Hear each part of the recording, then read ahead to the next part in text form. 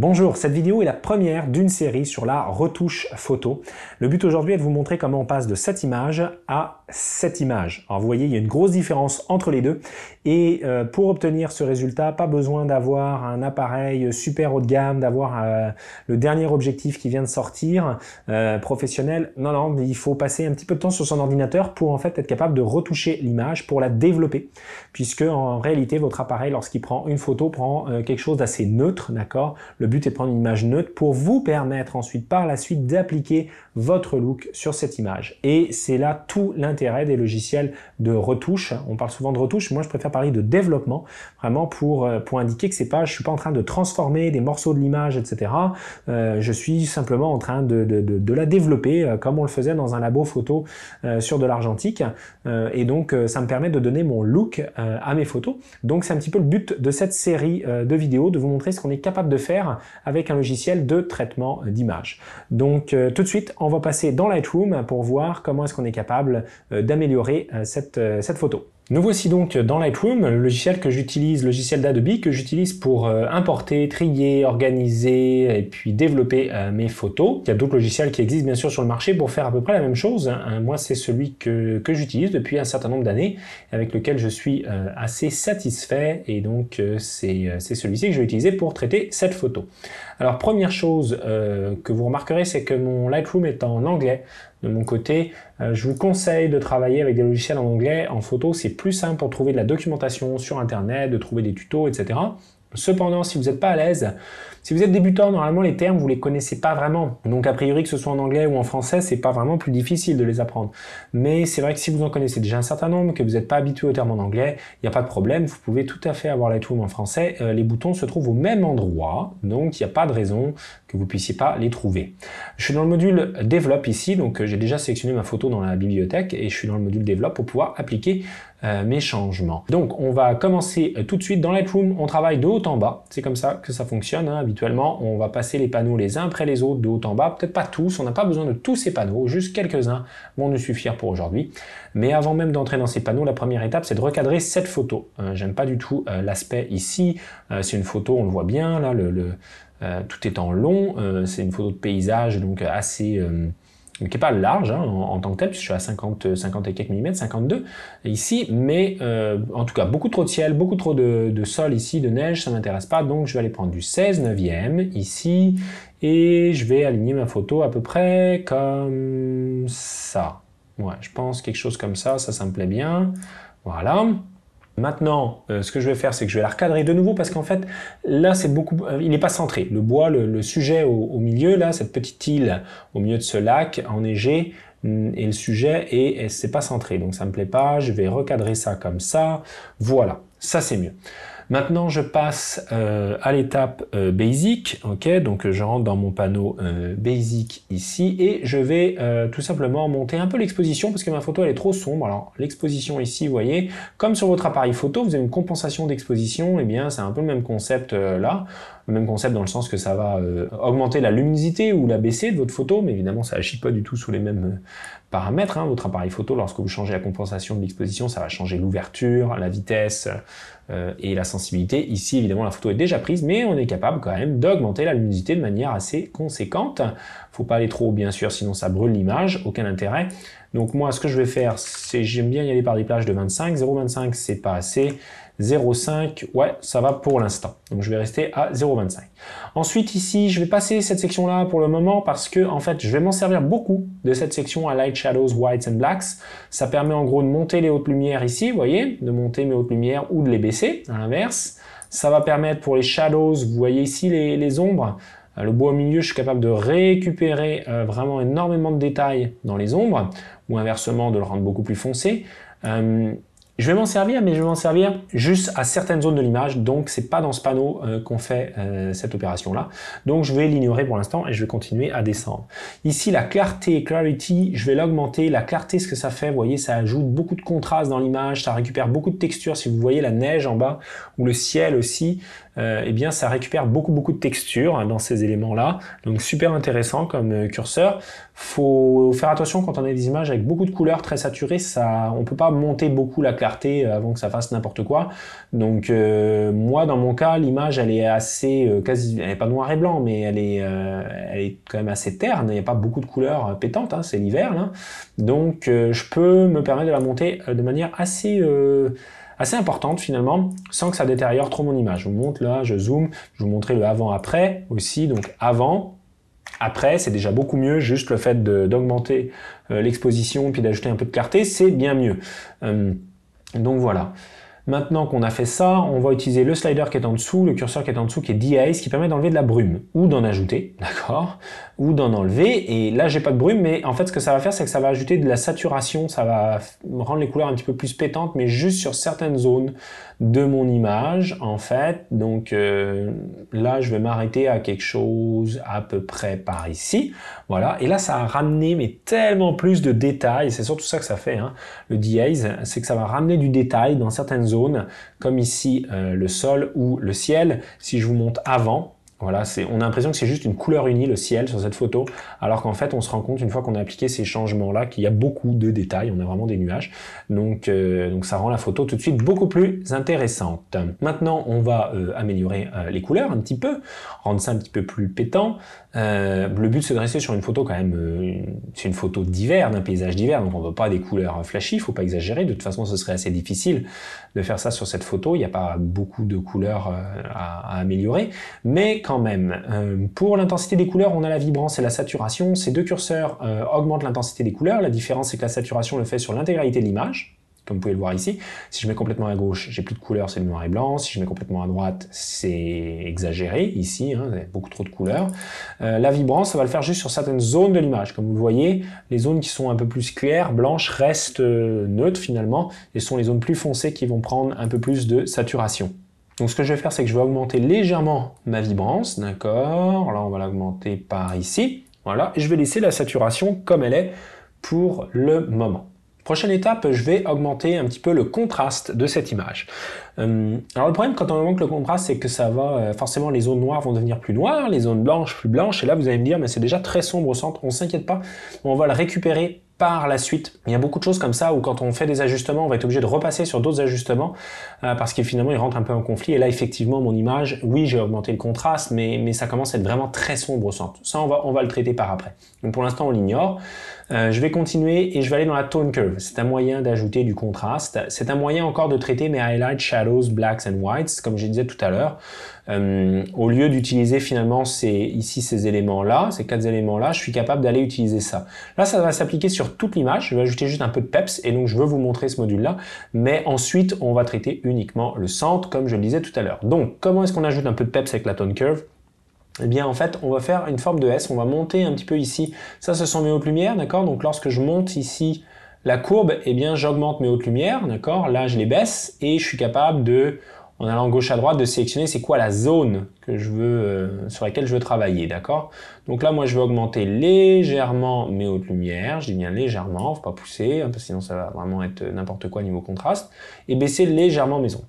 Là, maintenant, si je désactive et que je réactive, voilà, c'est vraiment léger, d'accord? Activer, désactiver. D'accord, je peux peut-être aller légèrement plus haut, mais je ne veux pas exagérer trop, donc faire vraiment attention avec cet outil-là. C'est un outil très puissant, mais il faut vraiment y aller tout doucement avec cette courbe. Et donc là, ok, là j'ai pas mal plus de contraste déjà, sans et avec. D'accord, donc ça va augmenter mon contraste une nouvelle fois. Si je vous montre la photo vraiment complètement avant, et maintenant, bon, il y a vraiment une grosse différence. Donc ça, c'était pour ma Tone Curve. C'est un outil très puissant. C'est un petit peu plus compliqué à utiliser. Dans un premier temps, il vaut mieux utiliser ces sliders ici. C'est plus facile, mais une fois que vous êtes un peu habitué, la Tone Curve, c'est un outil vraiment très puissant. On va donc maintenant améliorer le centre de mon image. C'est très sombre ici et pourtant c'est le sujet principal de la photo, donc on veut ramener ça. Comment est-ce qu'on fait quand on veut appliquer sur juste une partie de l'image? On va dans Adjustment Brush ici et ça nous donne un pinceau avec lequel on peut peindre une partie de l'image. Alors par défaut, quand on clique, il va rien se passer, on voit rien en fait, il va falloir jouer avec ces curseurs là pour voir le résultat. Moi je vais les laisser à 0 ici, j'aime bien en fait les laisser à 0 avant de peindre mon image. Et pour voir qu'est-ce qu'on sélectionne, enfin ce qu'on sélectionne, on peut cliquer ici sur Show Selected Mask Overlay. Et là, si je peins maintenant, ça s'affiche en rouge. Si je le désactive, vous voyez, on voit plus rien. Donc je vais le laisser activer là, et puis je vais aller sélectionner mes arbres. Alors pour changer la taille du pinceau, on fait CTRL molette, donc on maintient la touche CTRL enfoncée et on bouge la molette pour diminuer ou agrandir la taille du pinceau, ce qui est assez pratique, et je vous conseille de laisser une taille assez grande finalement pour votre pinceau. Plus il est gros, plus c'est facile d'avoir une transition douce entre la partie que vous sélectionnez et celle qui n'est pas sélectionnée. Donc évitez d'utiliser des tout petits pinceaux là, parce que ça va vraiment faire des lignes. Ça va se voir tout de suite avec le mask overlay, hein, ça va faire des lignes, je vous montre, là si je fais ça, bon voilà, ça fait vraiment une ligne, c'est pas beau du tout. Il n'y a pas de transition enfin il y a une transition qui est trop nette en fait. Donc ça va pas être beau. Donc moi ce que je vais faire déjà, je vais agrandir ça. Pour gommer, on fait Alt, on maintient Alt et on fait ça tout simplement. Donc évitez d'avoir un pinceau trop petit, ça va pas être très joli. Donc moi je vais rester avec quelque chose comme ça. Puis c'est pas grave si je sélectionne pas tous les arbres, c'est pas très grave. Ça ne se verra pas pour ce que je vais faire. Il y a d'autres éléments où franchement il faudrait être beaucoup plus précis. Mais dans la majorité des cas, vous n'aurez pas besoin d'être trop précis. Je vais désactiver mon overlay et maintenant ce que je veux faire, eh bien ce que je veux faire c'est monter mes ombres déjà parce que dans les ombres on voit rien, là c'est très bouché en fait, hein. Si je regarde franchement c'est vrai que c'est très sombre, on voit pas trop les détails et c'est un petit peu gênant parce que finalement ouais, on manque de détails là. Donc ce que je vais faire c'est que je vais prendre mes shadows puis je vais monter mes shadows pour aller récupérer donc mes zones d'ombre, pour récupérer du détail là-dedans. Donc vous voyez, c'est beaucoup mieux maintenant. Je vous montrais, avant j'étais là, et moi j'ai mis quelque chose qui était 43 ici, et là j'ai quelque chose de beaucoup plus, j'ai beaucoup plus de détails, tout simplement dans les arbres. On voit certains arbres qu'on ne voyait même pas avant. Donc ça c'est une bonne chose. Et ce que je vais faire, c'est que je vais aussi monter tout simplement mes highlights et mes whites pour donner un effet sur la neige. Je veux que la neige soit bien plus pétante qu'elle ne l'est là. Donc je vais aller à peu près au même niveau, je pense. On va voir si je vais 100%. Écoutez, ça passe quasiment à 100%, mais c'est exagéré, ça se voit. On voit juste ça après. Là, quand je vais à 100%, on voit vraiment juste la neige. Donc je vais revenir sur quelque chose, voilà, comme ça. Ici, ça c'est pas mal. Je vais faire pareil pour les blancs. Je vais peut-être pas aller aussi fort sur les blancs, quoique, on va voir ce que ça donne. Si je vais à 100%, vous voyez là, c'est n'importe quoi. On voit plus que ça. Mais je vous conseille de toujours faire ça, d'aller dans les extrêmes pour voir ce que ça donne, pour voir qu'est-ce que vous êtes en train de toucher. Parce que si vous y allez tout doucement, vous le verrez pas, votre œil ne le verra pas. Si vous y allez franchement, vous allez voir quelles sont les parties de l'image qui changent. Et ensuite, vous revenez à 0 et là, vous le montez doucement jusqu'à trouver ce qui vous plaît. Mais votre œil, au moins, vous allez voir les parties de l'image qui bougent. Donc là, le centre est vraiment plus pétant, là, et ça donne du peps à l'image. Il y a beaucoup plus de contraste ici. On voit cette belle neige sur les arbres, donc c'est exactement ce que je voulais. Puis je vais donner un tout petit peu plus de contraste en baissant légèrement mes noirs ici. Voilà. Donc ça, c'est beaucoup mieux pour les arbres. Comme on a terminé avec cette partie, je vais tout simplement cliquer sur Done ici pour terminer. Et là, je vais reprendre un Adjustment Brush et je vais sélectionner le ciel cette fois-ci. Alors, encore une fois, il faut mettre mon overlay et je vais sélectionner le ciel comme ceci rapidement. Pas la peine de trop là, rapidement, mais il y a des limites quand même. Hein. Faut quand même éviter de faire tout et n'importe quoi. Je vais carrément gommer, en fait, vous savez quoi, je vais gommer vraiment plus large parce que ça me plaît pas. Voilà, si j'arrête de me tromper dans mes raccourcis clavier. Voilà, je vais refaire ça un petit peu plus doucement. Donc je vais sélectionner juste la partie du ciel qui est ici. Voilà, comme ça, comme ça.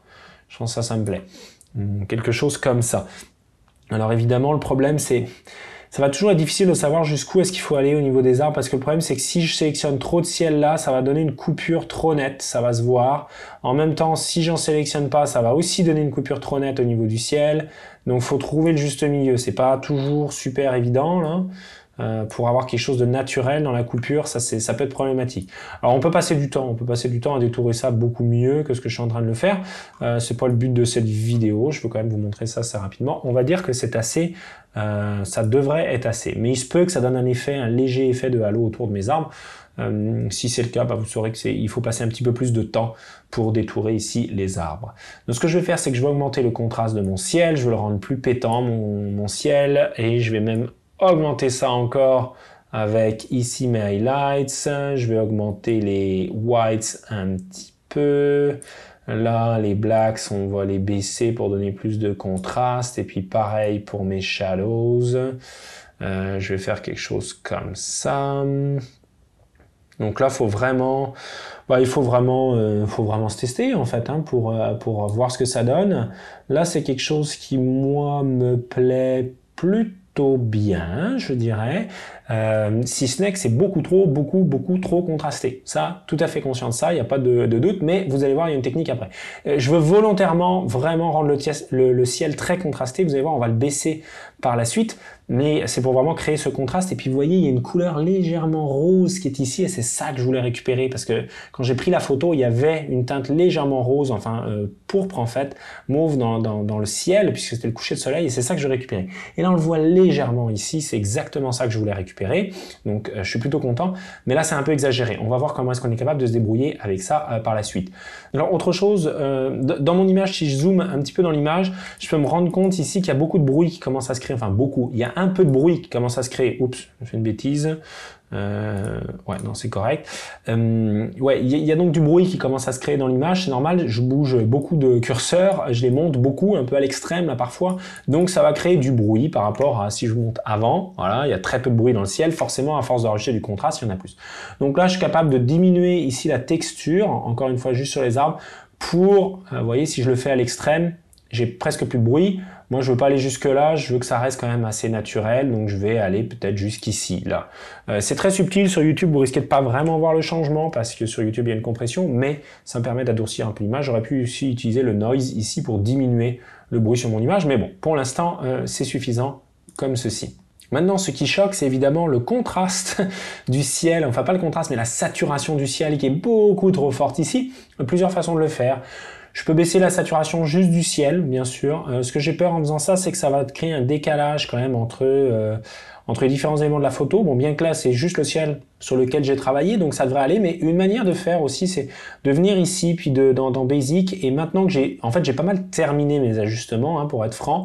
Donc, je peux tout simplement venir là et diminuer assez fortement finalement la saturation pour créer une image beaucoup plus neutre. J'ai quand même le léger mauve que j'ai réussi à récupérer avant, comme je vous l'ai montré. Donc ça, je l'ai récupéré, j'ai récupéré beaucoup de contraste dans mon ciel. Donc là, je suis pas mal content. Franchement, ça donne un beau résultat. Et ça, simplement, vous voyez, donc là, j'ai exagéré un petit peu pour récupérer le ciel et ensuite je le baisse de manière générale sur la photo, ce qui va me donner quelque chose de plus comment dire ça, une photo plus cohérente en quelque sorte. On voit moins les séparations entre les différentes zones de la photo là, après les retouches que j'avais faites. Donc là, ça me plaît pas mal. Là, pour l'instant, la photo elle est pas mal. Si je vous montre avant, voilà, donc avant c'est vraiment très terne comme photo, il n'y a pas grand chose ici, et là c'est quelque chose de déjà bien mieux. La photo est presque terminée, mais encore il y a des petits éléments ici là qui m'énervent. Il y a ce petit élément sombre devant là, cette petite bosse et ces deux petites bosses là. En soi ça paraît être un détail, mais en fait une fois que vous la voyez, enfin moi en tout cas une fois que je vois cette bosse là, mon œil est attiré par cette bosse là et ça m'énerve. Il faut vraiment que l'œil soit attiré par le centre ici, par ces arbres enneigés au milieu de ce lac. Donc super simple dans Lightroom, on va dans Spot Removal ici, on va zoomer avec la touche Z. La touche espace on la maintient pour pouvoir se déplacer dans l'image et puis on va tout simplement, voilà, sélectionner la zone et Lightroom va automatiquement sélectionner une zone qui lui semble similaire mais sans le défaut. Et donc voilà, il va enlever ce défaut. Alors je vais plus aller là, ici, parce que j'en ai un autre ici que je veux enlever, donc je veux pas que ça se... Voilà. Et voilà, franchement, c'est quasiment impossible de dire, de voir la modification. Même en le sachant, c'est difficile de retrouver l'endroit, comme par exemple au centre, je serais pas capable à 100% de vous dire où c'était. Évidemment, si je dézoome, là, c'est totalement impossible de voir cette correction. Et là, maintenant, j'ai plus rien dans mon champ de vision au centre, donc c'est bien mieux comme ça. Cette photo, je pense qu'on peut dire qu'elle est terminée au niveau retouche. Moi, en tout cas, ça me satisfait. Je suis pas mal contente du résultat. Par contre, je vais encore vous donner une dernière astuce là. Ce que j'ai fait lorsque moi j'ai traité cette photo, en fait, c'est lui donner un look, vraiment un petit look au niveau des couleurs. Et pour ça, on va utiliser le split toning. Le split toning, c'est quelque chose d'un petit peu plus avancé, je dirais. Pour les débutants, ça va être un petit peu plus compliqué au départ pour trouver la bonne recette. Ça va beaucoup dépendre de vos photos également, mais je vais vous montrer sur cette photo ce que je suis capable de faire. Donc, comment ça fonctionne? On a les highlights ici, puis les shallows. Ce que ça va faire, le split toning, c'est que ça va appliquer une teinte, en fait, sur vos hautes lumières ici. et sur vos basses lumières ici. Et cette teinte, on la règle avec ces deux curseurs-là. Pour voir le résultat avant de mettre de la saturation, parce que si je bouge ici, ça fait rien, tant que ma saturation est à 0, on maintient la touche Alt et on fait bouger le curseur et on voit ici mes hautes lumières qui changent de teinte et inversement, ici, mes basses lumières qui changent de teinte. Alors ce que je vais faire moi, c'est que je vais monter les hautes lumières sur une couleur un petit peu rose, d'accord, comme ça ici, pas trop, mais je veux quelque chose, alors c'est vraiment subtil, voilà, quelque chose comme ça. Et puis je vais monter tout simplement la saturation pour que ça puisse se voir, parce que là évidemment on voit rien, donc voilà. Et le but en fait c'est de remonter un peu ce côté rose qu'on voyait dans le ciel, que nous on voyait en vrai hein, quand on était sur place, parce qu'il y avait ce coucher de soleil. Donc il y avait une légère teinte un petit peu mauve en tout cas ici, donc c'est ce que je fais, c'est ce que je ramène ici. C'est subtil si je l'enlève là, mais on le voit, il y a une teinte légèrement mauve et ça donne un look à la photo. Alors, par contre, ce que j'aime pas, c'est que oui, ça donne une teinte dans les hautes lumières, ça me plaît, mais dans les basses lumières, comme ici, je vois encore du rose en fait un peu, ça va pas du tout parce que c'est chaud comme lumière et c'est pas du tout ce que je veux donner comme impression. Donc, ce que je vais faire, c'est que je vais compenser ça et ça va compléter le look avec les basses lumières. Donc là, je vais aller choisir une couleur cyan, vraiment une couleur cyan, et ici, je vais le monter. Je vais le monter pas mal plus fort parce que je veux compenser ma couleur rose et voilà. Et là, c'est exactement le look que je voulais donner à ma photo. Donc ça, je le montre évidemment là très rapidement comme ça. Ça m'a pris un petit peu plus de travail lorsque j'ai édité cette photo la première fois pour trouver exactement le look que je voulais. N'hésitez pas non plus, ça c'est un conseil très important, à arrêter quand vous faites des retouches. Arrêtez, au bout d'un moment, restez 15 minutes sur la photo, arrêtez, sortez de la pièce, faites autre chose, revenez 15 minutes après parce que votre œil va finir par s'habituer et donc il est très difficile après d'avoir quelque chose de juste finalement. On va avoir tendance à en faire trop sur les images. Donc faut pas hésiter à faire des pauses régulièrement lorsqu'on fait de la retouche. Donc avant le split toning, la photo elle est belle, hein. Franchement moi je l'aime bien cette photo, après ça reste subjectif bien entendu, mais moi je l'aime beaucoup. Par contre ici, voilà, là ça donne vraiment un look, cette couleur cyan ici dans le ciel, j'adore ça, ça donne un ton beaucoup plus froid ici au bois, au centre, et ça tombe bien, il faisait moins 20 degrés le jour où j'ai pris cette photo, donc c'est tout à fait justifié. Et puis il y a ici une légère teinte un petit peu plus mauve, ça se voit très peu, mais c'est subtil, juste assez en tout cas pour donner cette impression de fin de journée, de coucher de soleil hein, quasiment. Donc voilà, c'est un petit peu cette dernière étape qui donne le look à cette image. Donc encore une fois avant et après.